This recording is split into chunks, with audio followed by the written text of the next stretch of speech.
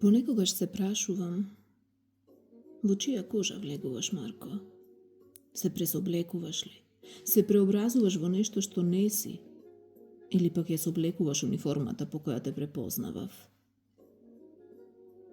Чувствувам како во мене надоаѓаат морници, како студените води од највисоките извори во висината на шкотските планини, онаму каде растев, онаму каде вдишував здрав воздух, далеку од сиот градски смог.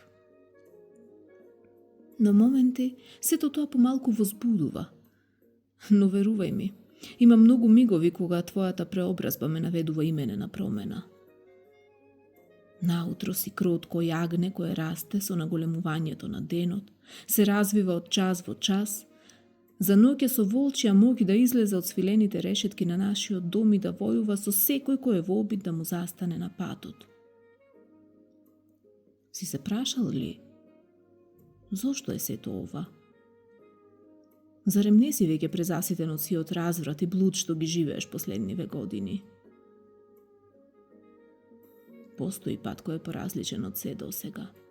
Само треба да проработи твојата силна волја и ние, верувај, ќе бидеме на другата страна од оваа приказна.